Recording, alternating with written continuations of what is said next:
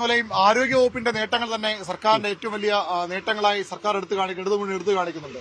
അവിടെയാണ് ഇങ്ങനെ ഒന്നും ചെയ്തില്ല എന്നൊരു ആക്ഷേപം ഈ UDF-ന്റെ ഭാഗത്തും BJP-യുടെ ഭാഗത്തൊക്കെ ഉണ്ടാകുന്നത്. എന്താണ് ശരിക്കും ആരോഗ്യവകുപ്പ് മന്ത്രി അത്ര മോശം പ്രവർത്തനമായിരുന്നു ഇവിടെ? എന്താണ് അവർക്ക് മണ്ഡലത്തിൽ ഈ പൊതുവിലുള്ള ഒരു പ്രവർത്തനം മണ്ഡലത്തിൽ മികവ് നാട്ടാൻ കഴിയാതെ പോയിട്ടുണ്ടോ? കഴിഞ്ഞ ദിവസം മിനിസ്റ്റർ തന്നെ നമ്മുടെ മുൻ ആരോഗ്യമന്ത്രിയായിരുന്ന വീണ ജോർജ് തന്നെ അതിന് വ്യക്തമായ മറുപടി തന്നായിരുന്നു. ഇവിടുത്തെ മരുന്ന് മാഫിയകളിൽ നിന്നും അതേ വിദേശത്തുള്ള കോർപ്പറേറ്റുകളിൽ നിന്നും അച്ചാരം വാങ്ങിക്കൊണ്ടാണ് ഇവിടുത്തെ കോൺഗ്രസിന്റെ നേതൃത്വത്തിൽ കാടടച്ചു വെടിവെക്കുകയാണ്. എന്റെ സുഹൃത്ത് മുമ്പ് പറഞ്ഞ പോലെ പത്തനംതിട്ട ജനറൽ ആശുപത്രിയിൽ 80,000 സ്ക്വയർ ഫീറ്റിൽ 4 നിലയുടെ ഒരു ബിൽഡിങ്ങും 5 നിലയുടെ ബിൽഡിങ്ങും കംപ്ലീഷൻ കഴിഞ്ഞു. പിന്നെ എന്ത് പൂർത്തിയാക്കിയെന്ന് ചോദിച്ചാൽ കാത്ത് ലാബ് അവിടെ പൂർത്തിയായിട്ട് 8,000 പേര് ചികിത്സ ലഭ്യമായി വെളിയിൽ വന്നതിന്റെ OP ടിക്കറ്റിന്റെ കണക്കോടുണ്ട്. ഡയാലിസിസ്, ആൻജിയോഗ്രാം ഉൾപ്പെടെ ഹൃദയ സംബന്ധമായ എല്ലാ അസുഖങ്ങൾക്കും പൂർണ്ണമായ രീതിയിൽ അവിടെ ചികിത്സാ സൗകര്യം ലഭ്യമാണ്.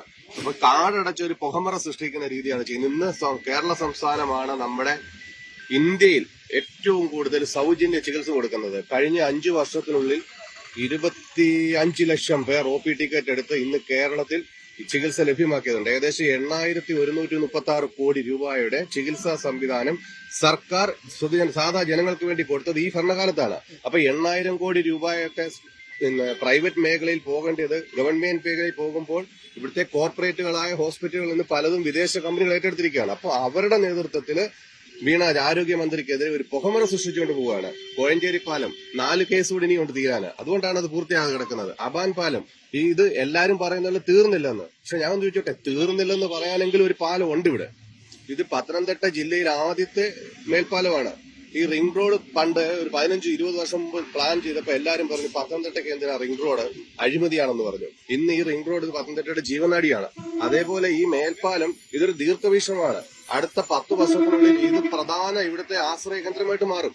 പ്രൈവറ്റ് ബസ്, KSRTC ബസ്, അബാന്റെ കുമ്പഴ റോഡ്, സകല റോഡിലോട്ട് പോകുന്ന ബസ്സുകളും ഇന്ന് ഇതിന്റെ അടിയിൽ കൂടെ പോകുന്നുണ്ട്. മേൽവശത്തൂടെ സുഗമമായ ഒരു യാത്ര ലഭ്യമാകും. ഈ 2016 തന്നെ ഇത് ഉദ്ഘാടനം ചെയ്യപ്പെടും. ഈ വീണ ജോർജ് തന്നെ ഇത് ഉദ്ഘാടനം ചെയ്യും. ആ കോൺഫിഡൻസ് ഞങ്ങൾക്കുണ്ട്. അപ്പൊ കേരളത്തിൽ ഇന്ന് ഈ 2026 തന്നെ വീണ ജോർജ് ഇത് ഉദ്ഘാടനം ചെയ്യും. അത് നമ്മൾ ഇവിടെ സംസാരിക്കുന്ന എല്ലാവർക്കും ഇതിലൂടെ യാത്ര ചെയ്ത് പോകാൻ പറ്റും. ഇത് ഞങ്ങൾക്ക് പൂർണ്ണ വിശ്വാസമുള്ള കാര്യമാണ്. ഇതിന്റെ പണി ഏകദേശം 90% പൂർത്തിയാക്കിയിരിക്കുന്നു. ഇതിന്റെ പേരിലുള്ള കേസും ഇപ്പോഴും നടന്നുകൊണ്ടിരിക്കുക, തീർന്നിട്ടില്ല. 200 മീറ്റർ എവിടെ പോകാൻ വേറെ സിമ്പിൾ ആയിട്ട് പറയാം. ഇദ്ദേഹത്തിന്റെ ഈ ജനറൽ ആശുപത്രി പൂർത്തീകരിച്ചൊന്നുമില്ല. നിങ്ങൾക്ക് പോയി നേരിട്ട് 1 കിലോമീറ്റർ 200 മീറ്റർ അല്ലല്ലോ, 200 പൂർത്തീകരിച്ചിട്ടില്ല. വെറുതെ അതുകൊണ്ട് തന്നെ ഇവരെ സ്വകാര്യ അതായത് ഗവൺമെന്റ് 1 കിലോമീറ്റർ താഴെയുണ്ട്. 1 കിലോമീറ്റർ താഴെയുണ്ട് ഈ പാലം. ഇവർ 200 മീറ്റർ എന്ന് പറഞ്ഞാൽ അവർ തെറ്റിയിരിക്കുക. അതുപോലെ തന്നെ ഈ മണ്ഡലത്തിലൊക്കെ പിന്നെ വീണ ജോർജ് 2,790 കോടി രൂപയോളം ചെലവാക്കിയിട്ടുണ്ട്. 88 പിന്നെ റോഡ് BNR റോഡ് ഉണ്ട്. ഈ പറയുന്ന ഈ കോൺഗ്രസ്സുകാരാണെങ്കിലും ഞാൻ ഉൾപ്പെടെയുള്ള BJP-ക്കാരാണെങ്കിൽ തന്നെ ഈ സഞ്ചരിക്കുന്നതൊക്കെ ഈ വീണ ജോർജ് പിന്നെ കൊണ്ടുവന്ന വികസനപ്പെട്ട റോഡിലാ പിന്നെ ഇവരൊക്കെ സഞ്ചരിക്കുന്നത്. ഈ ജില്ലാ സ്റ്റേഡിയം ജില്ലാ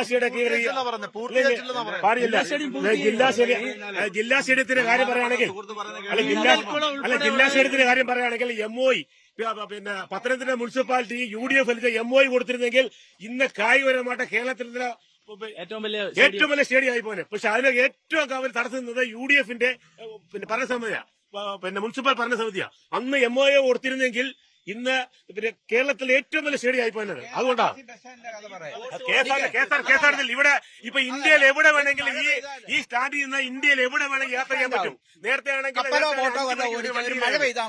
ഇന്ത്യയിൽ എവിടെ ബാംഗ്ലൂർക്ക് 4-5 മംഗലാപുരം, ബാംഗ്ലൂർ പഠിക്കുന്ന പിള്ളേർക്കൊക്കെ ഒന്നാം നമ്പറാന്ന് പറയും. എന്നിട്ട് ഇവിടുത്തെ കളക്ടറുടെ ആക്ഷൻ, അതായത് കോന്നി മെഡിക്കൽ കോളേജിന്റെ അടുത്ത് ഒരു 100 മീറ്റർ ദൂരം ഡിസ്റ്റൻസ് ഉള്ളൂ കോന്നി മെഡിക്കൽ കോളേജ് എന്ന് പറഞ്ഞത്. അത് അടൂർ പ്രകാശ് കൊണ്ടുവന്നത് കോന്നി മെഡിക്കൽ കോളേജ്. അദ്ദേഹം മാറിയതിനു ശേഷം അവിടെ ഇരിക്കുന്ന ഇടതുപക്ഷത്തിന്റെ MLA ആണ്, 10 വർഷത്തോളം ഭരിക്കും. എന്നിട്ട് അവിടെ ഒരു ആക്സിഡന്റായിട്ട് കളക്ടറെ കൊണ്ടുവന്ന ഒരു പ്രൈവറ്റ് ഹോസ്പിറ്റലാണ് ഇവിടുത്തെ മുത്തൂറ്റെന്ന് പറഞ്ഞു വരാം. അല്ലാതെ ആരോഗ്യ മേഖലയായിട്ട് ബന്ധപ്പെട്ടാണ്. അത് ആരോഗ്യ മേഖലയായിട്ട് ബന്ധപ്പെട്ടാണ്. അല്ല ഞാൻ അതല്ല പറഞ്ഞ ആരോഗ്യ മേഖലയാണോ? അത് ശബരിമല എന്ന് പറഞ്ഞാൽ പൂങ്കാവനത്തോടനുബന്ധിച്ച് ഉള്ള ശബരിമലയുമായി അനുബന്ധിച്ച് ഒരു മെഡിക്കൽ കോളേജ് സ്ഥാപിച്ചിട്ട് ശസ്ത്രക്രിയ കേരളത്തിൽ ആദ്യമായിട്ട് ഇവിടെ ഞങ്ങൾക്ക് തൊട്ടടുത്തുള്ള നിർമ്മല, ബിലിവേഴ്സ്, മുത്തൂറ്റ് തുടങ്ങിയ ഹോസ്പിറ്റലിൽ മാത്രം ലഭ്യമായിരുന്ന ഹൃദയമാറ്റ ശസ്ത്രക്രിയ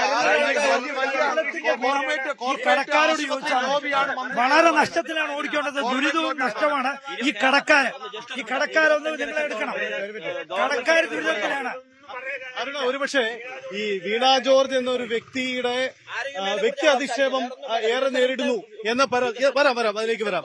സംസ്ഥാനത്ത് ആരോഗ്യമന്ത്രി വീണ ജോർജിനെതിരെ വലിയ വ്യക്തി അധിക്ഷേപം നേരിടുന്നു എന്ന് CPM ഉണ്ട്. അവരുടെ ക്യാമ്പയിനിൽ പോലും നമ്മൾ കേട്ടതാണ്, ഉയർന്നു കേൾക്കുന്നുണ്ട്. ഒരുപക്ഷെ അതിന്റെ ഒരു പ്രതിഫലനം ഈ തെരഞ്ഞെടുപ്പിൽ ഉണ്ടാകുമോ എന്നൊരു ചോദ്യം കൂടിയുണ്ട്.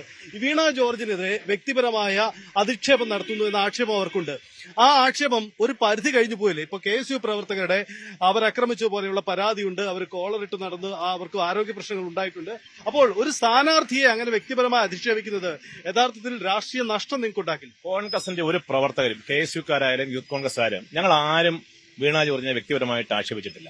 അവർ ആരോഗ്യവകുപ്പ് മന്ത്രിയാണ്, ജനങ്ങളുടെ പ്രതിനിധിയാണ്. അവരുടെ ചെയ്തികൾ അല്ലെങ്കിൽ ജനപ്രതിനിധി എന്ന നിലയിൽ അവർ ചെയ്യാത്ത കാര്യങ്ങൾ അത് മാത്രമാണ് ഉയർത്തി കാണിക്കുന്നത്. കണ്ണൂരിൽ എന്താ സംഭവിച്ചത്? കണ്ണൂരിലെ KSU പ്രവർത്തകർ പ്രകടനമായിട്ട് പോയി കഴിഞ്ഞാൽ കഴുത്തൊളുക്കുക എന്ന് പറഞ്ഞു കഴിഞ്ഞാൽ അത് ഞങ്ങൾ ജനങ്ങളുടെ മുമ്പിൽ ചൂണ്ടിക്കാണിക്കണ്ടേ? അവരെ ഞങ്ങൾ ഏതെങ്കിലും തരത്തിൽ ഇപ്പൊ ഉമ്മൻചാണ്ടിയെ പണ്ട് DYFIക്കാർ കല്ലെറിഞ്ഞു. ഞങ്ങൾ വീണ ജോർജിനെ കല്ലെറിയാൻ ഞങ്ങൾ പോയില്ല. ഞങ്ങൾ വീണ ജോർജിനെതിരെ അസഭ്യം പറയാൻ ഞങ്ങൾ പോയില്ല.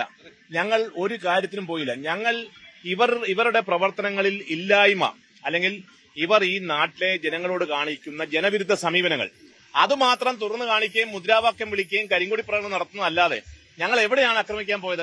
ഞങ്ങൾ അവരുടെ കഴുത്തിന് ഞങ്ങൾ പിടിക്കാൻ പോയോ? സ്ത്രീ എന്ന പരിഗണന കൊടുത്തില്ലെന്നാണ് അവരുടെ പരാതി. സ്ത്രീ ആയാലും പുരുഷനായാലും ഒരു ജനപ്രതിനിധിയാണെങ്കിൽ അവരെ ഞങ്ങൾക്ക് വിമർശിക്കാൻ ഞങ്ങൾക്ക് അവകാശമില്ല. ഞങ്ങളുടെ ഭരണഘടന പറഞ്ഞിട്ടില്ലേ? അവരെ ഞങ്ങൾ ഒരു തരത്തിലൊന്നും പറഞ്ഞിട്ടില്ല. അവർ ആരോഗ്യ വകുപ്പിന്റെ മന്ത്രിയാണ്. ഇനി വേറൊരു ആരോഗ്യ വകുപ്പ് മന്ത്രിയായിരുന്നു ഇത് ചെയ്യുന്നതെങ്കിലും ഞങ്ങൾ വിമർശിക്കുമായിരുന്നു. ഇവിടെ ഞങ്ങളുടെ സഹപ്രവർത്തകർ ചൂണ്ടിക്കാണിച്ചു. പത്തനംതിട്ടയിലെ ഏറ്റവും പ്രധാനപ്പെട്ട ഒരു ആരോഗ്യ കേന്ദ്രമാണ് അടൂർ പ്രകാശ് കൊണ്ടുവന്ന മെഡിക്കൽ കോളേജ്. ആ മെഡിക്കൽ കോളേജിന്റെ ദുരവസ്ഥ ചൂണ്ടിക്കാണിക്കാൻ ഞങ്ങൾക്ക് പറ്റില്ലേ? അവിടെ ഇപ്പോൾ MLA ജനീഷ് കുമാറാണ്. അവിടെ ഒരു സർജറി വിഭാഗത്തിന്റെ ഡോക്ടർ സർജറി വകുപ്പിന് മുമ്പിൽ എഴുതി വെച്ചിരിക്കുകയാണ്, ആരോഗ്യ വകുപ്പ് മന്ത്രിയുടെ നിർദ്ദേശപ്രകാരം ഞാൻ പുറപ്പെടുവിക്കുന്ന സർക്കുലർ ഇവിടെ വരുന്നവർ സൂക്ഷിച്ചു വരണം, ഇവിടെ ആവശ്യമായ കാര്യങ്ങളില്ല എന്നൊരു ഡോക്ടർ എഴുതി വെക്കുമ്പോൾ ചൂണ്ടിക്കാണിക്കണ്ടേ? അതോടൊപ്പം തന്നെ പത്തനംതിട്ട ജനറൽ ആശുപത്രിയിൽ ആശുപത്രിയിൽ യാതൊരുവിധമായ പ്രവർത്തനങ്ങൾ താളം തെറ്റിക്കിടക്കുന്നു. അവിടെ എന്നിട്ട് ഒരു വ്യാജ ഉദ്ഘാടനം നടത്തിയിരിക്കുന്നു. ഈ സ്റ്റേഡിയത്തിന്റെ വ്യാജ ഉദ്ഘാടനം പൂർത്തീകരിക്കാതെ വ്യാജ ഉദ്ഘാടനം നടത്തുന്നു. മാരാമൺ പാലത്തിന്റെ വ്യാജ ഉദ്ഘാടനം നടത്തുന്നു. ഇവർ ഈ പണികളൊക്കെ പൂർത്തീകരിച്ചതിന് ശേഷം ചെയ്യട്ടെ.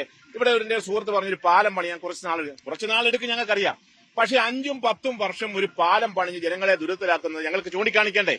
ഇങ്ങനെയുള്ള കാര്യങ്ങളാണ് ഞങ്ങൾ ചൂണ്ടിക്കാണിക്കുന്നത്. ഇവിടെ ഈ കേരളത്തിലെ ഉടനീളം ആരെങ്കിലും ആശുപത്രിയിൽ ഒരു ഗർഭിണി പോയി കഴിഞ്ഞാൽ ആ ഗർഭിണിയുടെ വയറ്റിൽ കത്രികയിട്ട് കുത്തിക്കെട്ടി വിടുന്ന സമീപനം ഞങ്ങൾക്ക് ചൂണ്ടിക്കാണിക്കണ്ടേ? ആരുടെയെങ്കിലും ഇടതുകൈ ഓപ്പറേഷൻ പോയാൽ വലതുകാല് ആ ഓപ്പറേഷൻ ചെയ്ത് വിടുന്ന